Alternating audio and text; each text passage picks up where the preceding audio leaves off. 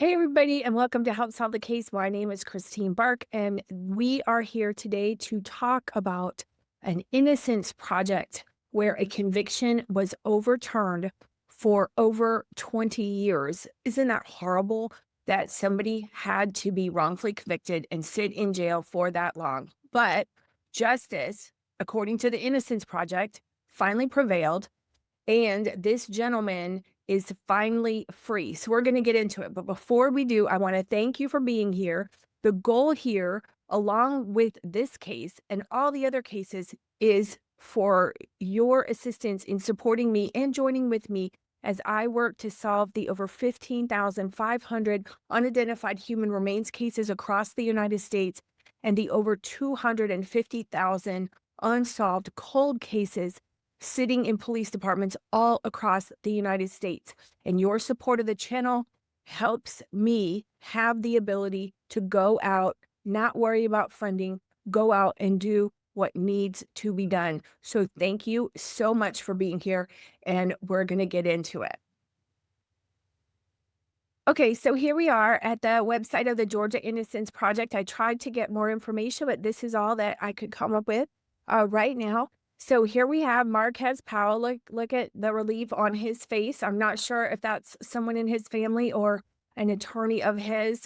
Probably an attorney, not sure. She looks dressed a little professionally, so we're not sure. It says he lost 20 years. So let's look over here. Here's the charges. I have not read through this, just as normal. Malice murder, felony murder, aggravated assault, possession of a firearm.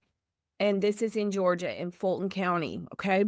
So it says here, Marquez Powell, so on April 18, 2005, Marquez Powell and SW had known each other since middle school and were best friends. On April 18, 2005, SW came to pick up Powell to hang out for the evening. Another young man, JS, so that sounds like SW might have been a young man also, was already in the front passenger seat of the car. So Powell got in the back seat behind SW, who was driving. Powell did not really know JS. He had only seen him around the neighborhood. Okay, so SW is driving, JS was in the car, and Powell got in. And I don't know if you can have visions of, oh my goodness, something bad is going to happen, right? It says, over the course of a few hours, SW drove JS and Powell to a park, a girl's house in Stone Mountain, and the local music store. Shortly before 10 p.m., someone flagged down SW's car. Powell got out of the car, and as he was getting back in, JS held a gun to SW's head and shot him one time. Oh my goodness. Fearful of retaliation, Powell fled, right? Powell might have been thinking, am I next? I don't know, right? We're just reading this. JS also got out of the car and ran from the scene, reportedly in the same direction. Neighbors discovered SW's body and reported it to the police. Investigators initially had no suspects in SW's murder. JS had fled to New Jersey. Powell was scared to come forward about what he saw because JS had threatened to kill him too. And Powell thought the police might charge him with SW's murder, even though he was not involved. There's a thing called felony murder. If you're there, if you're present at the time, you buy the ride, okay? About a month later, after encouragement from his sister, Powell spoke to police. Over time, Powell gave 3 different statements, with the final statement providing the complete and accurate picture of what occurred the night of the murder. The lead detective determined that Powell was merely a witness to the crime. But when the case was sent to the district attorney's office, Powell was charged with his best friend's murder. Now, we can't tell from this article if it was just felony murder because he was present, or based on somebody cooperating or talking or whatever, he was listed as the gunman. We don't know that, okay? So let's see if we can find out more. At Powell's trial, the state's theory was that Powell and JS jointly plotted to rob SW. Okay, so now we have a conspiracy And I guess JS got named. We don't know if JS got arrested or if JS or was a co-defendant. Okay. So it's a little bit confusing because they manipulate. We talk about in these cases, who's going to plead first? Who's going to cooperate first? Okay. Who's going to drop a dime? Although today it's probably $1. Okay. Given inflation. So sorry, let me go back again. I just want to explain that. The state did not present any physical, at Powell's trial, the state's theory was that Powell and JS jointly plotted to rob SW, which it argued was evidenced by the fact that SW was actually robbed. SW's left pocket was turned inside out and personal items were missing from the car. I'm just trying to visualize this because it didn't say that he shot him. They were in the car and he shot him in the head. So I guess he would have had to go around to the driver's side, because if it's his left pocket, he would have had to go around to the driver's side, open the door, and rifle through his pocket after he just shot somebody. Okay, I'm not sure. Just what pops into my head as a cop, right? Okay. And personal items were missing from the car. The state did not present any physical evidence to support its theory.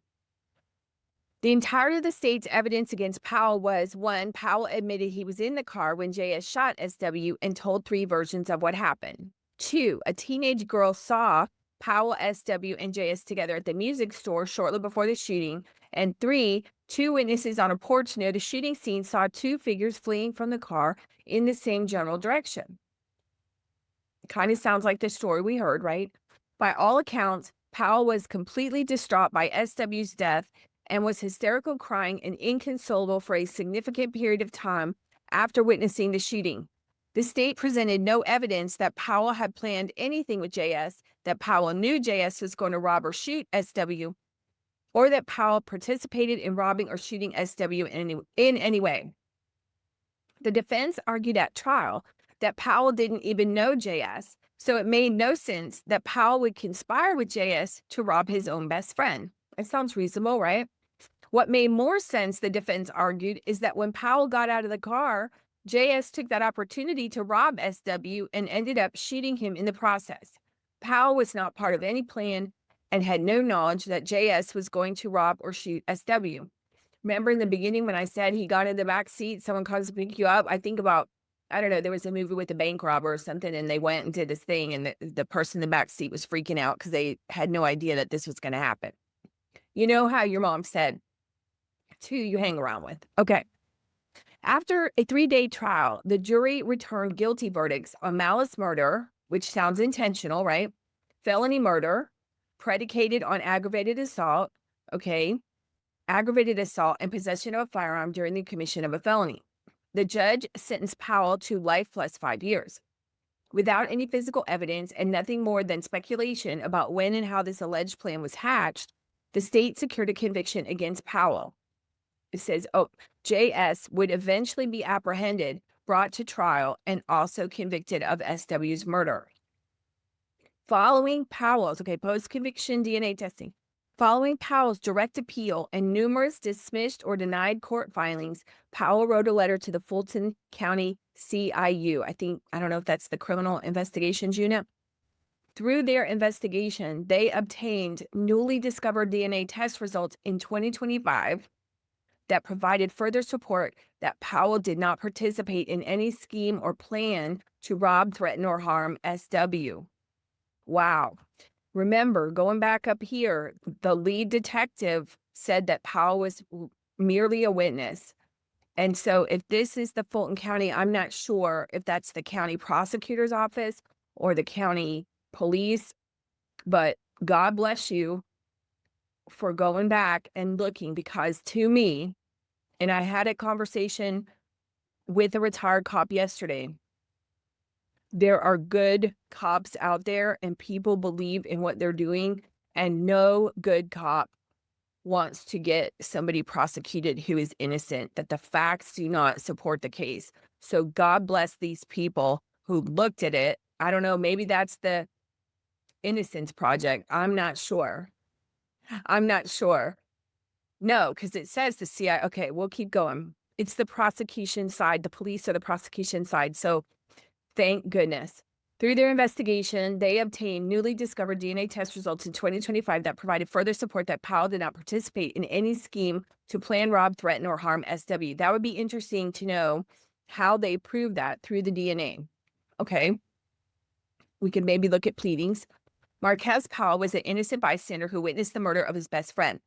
In 2026, the Fulton County CIU reached out to the Georgia Innocence Project, and that takes some, can't think of a good word, guts, integrity. All right, sorry everybody, my Zoom dropped off. We were talking about the post-conviction DNA testing, that it was wonderful that the Fulton County CIU reached out to the Innocence Project. It says a trusted partner and leader in innocent work. And that is good that they are working together so that we don't have, right? You have to be able to admit that you might have made a mistake, that you didn't have all the information, and that you might have gotten it wrong. It's very interesting that the prosecutor, that would be a dynamic to look at, that the lead detective said no, and the prosecutor said yes, okay? And they filed a joint motion to vacate his conviction and sentence, and he was exonerated June 18th, a couple days ago, not that far ago, fully exonerated when they chose to dismiss all charges against him. And Marquez Powell was exonerated June 18, 2026, not that long ago, when the state chose to dismiss all charges against him. And it says, after fighting his wrongful incarceration for almost 21 years, he was vindicated in his quest to prove his innocence. So what do you think? Now, I'm not sure on this case if he got actual innocence or just they chose to dismiss all the charges against him. That's something that people can file for, I believe, depending on the state, not sure. So what do you think? I think this is the criminal justice system working at its best, but I can't say the best because this bothers me right here. The lead detective determined Powell was merely a witness to the crime, and they prosecuted anyway. And one might say, was it because they had an open case? The prosecutors had an open case. They apparently didn't have JS because JS hadn't been convicted yet. So what was the decision behind that? I'd like to know that, right? That might be something that we would want to look at. So anyhow, hopefully the video turns out okay. Sorry about the dropsies. And thank you for being here on the channel. I'm going to continue to bring more cases. What are things that you want to listen to, look at? I would love to hear you comment below. Doing a little bit of a new format here with the Zoom instead of the other thing. I was told to make myself bigger. Is that better? Let me know, okay? And I will see you, as always, on the next video. Oh, did I ask you, please, if you could like, subscribe, and share? Subscribing would be great. We got to reach 1,000 people. Thank you. Okay, I'll see you on the next one.